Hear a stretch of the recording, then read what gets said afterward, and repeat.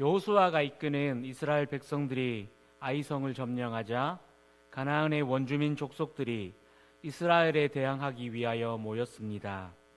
그러나 이스라엘을 두려워한 기브온 주민들은 이스라엘과 대적하고자 하는 동맹에 동참하지 않고 오히려 이스라엘과 화친을 맺고자 합니다. 지질적으로 기브온은 아이성과 대략 9km 정도 떨어져 있습니다. 걸어서 약 2시간 정도 걸리는 거리인 것이죠.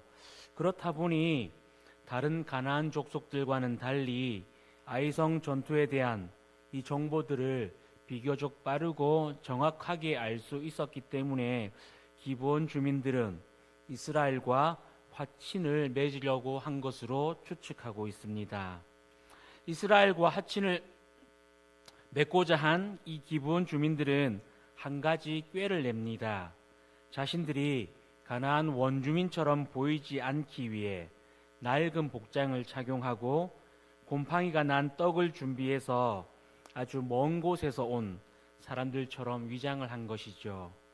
이스라엘 백성들을 찾아온 기브온 주민들은 자신들과 화친을 맺어줄 것을 요청합니다. 이에 이스라엘 백성들이 거절의 의사를 밝히자 기브온 주민들은 여호수아에게 다시 화친을 맺어달라고 간청을 하죠. 여호수아는 그들의 정체에 대하여 묻지만 그들은 그저 먼 곳에서만 왔다고 할 뿐 정확한 출신을 밝히지 않습니다. 오히려 화친을 맺기 위해 하나님의 명성까지도 이용을 하죠. 그리고는 다 말라 비틀어 빠진 그리고 곰팡이가 핀 떡과 자신들의 복장 그리고 낡은 포도주를 담은 이 가죽 부대를 보여주며 자신들이 이스라엘과 화친을 맺기 위해 오랜 시간 동안 여행을 했다고 거짓말을 합니다. 또한 비굴하게 느껴질 정도로 공손한 태도를 보이고 있습니다. 이에 여호수아는 그들과 화친을 맺습니다. 3일 후 이스라엘 백성들은 기브온 주민들이 자신을 속였다는 사실을 알게 되었습니다. 이에 이스라엘 백성들은 기브온 주민들을 죽이고자 했으나 이미 하나님의 이름으로 화친을 맺은 것이기에 기브온 주민들을 해칠 수가 없었던 것이죠. 이스라엘 백성들의 원망이 커지자 이스라엘의 족장들은 회중들을 향해 이미 화친을 맺었기 때문에 그들을 해칠 수가 없고 만약 그들을 해치게 되면 화친을 깬 대가를 치루어야 하기 때문에 기브온 주민들을 살릴 수밖에 없다라고 합니다. 그래서 족장들은 기브온 주민들을 어쩔 수 없이 살려는 두지만 나무를 준비하고 물을 깃는 노예로 종속시켜 버립니다. 여기까지가 오늘 본문 말씀의 내용인데요. 오늘 말씀을 통해서 두 가지를 함께 나누고자 합니다. 먼저 첫 번째로 나눌 것은 하나님의 뜻을 묻고 구하는 사람이 되자는 것입니다. 오늘 말씀에서 여호수아와 이스라엘 백성들이 아주 중요한 한 가지를 실책합니다. 그것은 바로 하나님의 뜻을 묻지 않았다라는 것입니다. 14절을 한번 보시겠습니까? 14절을 보시면 무리가 그들의 양식을 취하고는 어떻게 할지를 여호와께 묻지 아니하고라고 되어 있습니다. 가나안 정복 전쟁을 하면서 하나님은 가나안 원주민들의 진멸을 명하셨습니다. 하나님의 뜻은 가나안 원주민들을 멸절시키는 것이었습니다. 하나님께서 가나안 원주민들을 진멸시키고자 한 이유는 이스라엘 백성들이 우상숭배의 문화에 빠져들지 않도록 지키기 위함이었습니다. 이스라엘 백성들이 죄에 빠져들지 않도록 보호하기 위함이었던 것이죠. 하나님께서는 이스라엘 백성들이 오직 살아계신 여호와 하나님만을 바라보고 하나님만을 의지하는 삶을 살도록 하기 위해 가나안 족속의 진멸을 명하셨고 또 전투를 이길 수 없는 상황임에도 하나님께서는 이기게 해주셨습니다. 이스라엘이 전투에서 이긴 것은 이스라엘 백성들이 강해서가 아니라 하나님께서 도우셨기 때문입니다. 이스라엘은 하나님께서 알려주신 대로 하나님께서 말씀해 주신 이 방법을 따랐기 때문에 전투에서 이길 수가 있었던 것이죠. 그런데 지금 여호수아와 이스라엘은 하나님의 뜻을 묻지 않습니다. 당시 고대 근동 지방에서 화친을 맺거나 혹은 언약을 맺는다는 것은 상대방의 모든 것을 인정한다는 의미가 담겨 있습니다. 언약을 맺은 상대방의 종교를 포함한 모든 문화를 인정한다라는 뜻이죠. 기브온 주민들과 화친을 맺었다라는 것은 이스라엘 백성들 사이에서 이 기브온 주민들이 우상 숭배를 해도 제지할 방법이 없다는 것입니다. 만약에 우상 숭배를 제재하고자 한다면 화친이나 언약을 깨뜨리는 것이기 때문에 그에 상응하는 대가를 치루어야 합니다. 우상 숭배를 하지 못하게 하려는 하나님의 뜻에 정면으로 위배가 된 셈인 것이죠.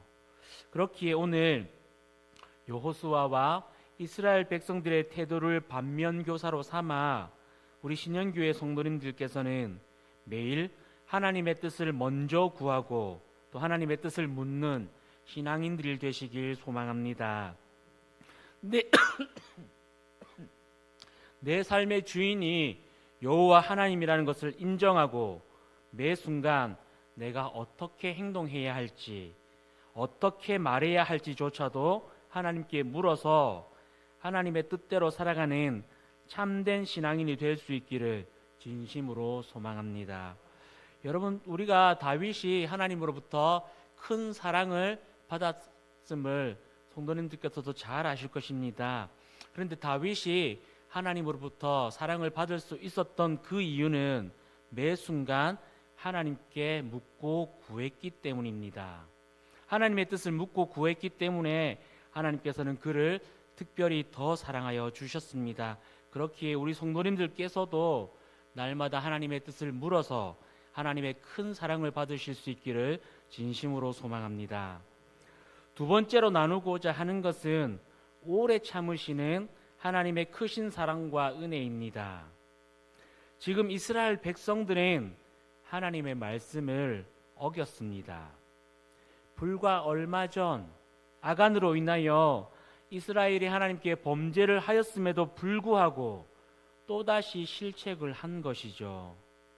심지어 아간의 범죄는 개인의 욕심으로 인해 일어난 범죄였지만 기브온 주민과 화친을 맺은 것은 하나님의 뜻에 정면으로 위배되는 것이었습니다. 그러므로 하나님께서는 여호수아와 이스라엘 백성들의 실책을 조용히 넘겨주셨습니다. 왜 이렇게 말귀를 못 알아듣느냐고 질책하시지 않으셨습니다. 도대체 언제쯤 정신을 차릴 거냐고 말씀하시지 않으셨습니다.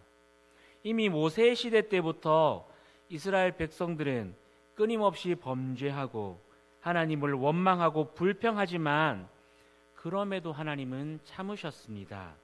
그리고 끝까지 사랑하시고 이스라엘 백성들을 도우셨습니다.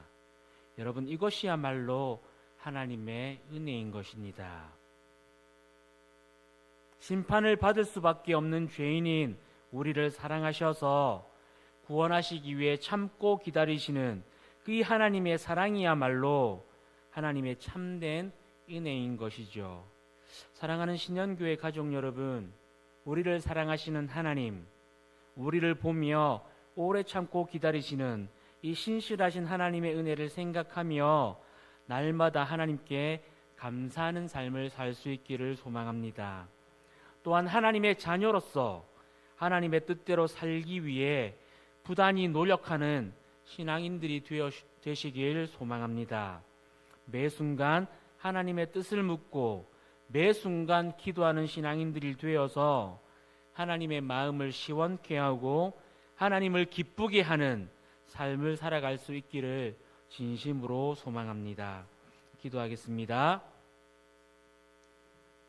사랑이 많으신 하나님, 주님의 은혜를 사모하여 예배로 하루를 시작하는 우리 성도님들을 기억하여 주셔서 오늘 하루도 하나님의 보호하심 속에서 평안하게 살아갈 수 있도록 도와주시옵소서. 우리가 어디에서 무엇을 하든지 하나님의 자녀임을 자각하게 하셔서 늘 하나님의 인도하심을 따라가게 하시고 하나님의 뜻에 순종하는 삶을 살아갈 수 있도록 믿음을 더하여 주시옵소서. 오늘도 육체의 질고와 상한 심령으로 하루하루를 견디는 지체들, 예기치 않은 일들로 궁핍과 어려움을 겪는 자들에게 기적과 도움을 베풀어 주셔서 저들이 살아갈 힘과 소망을 주시길 간절히 기도합니다. 또한 감사하는 마음으로 정성을 다하여 어김없이 예배를 드리는 귀한 마음을 기뻐 받아주시고 이 물질이 쓰이는 곳곳마다 하나님의 영광이 나타나게 하여 주시옵소서. 이 모든 건 예수 그리스도 이름 받들어 기도드립니다. 아멘.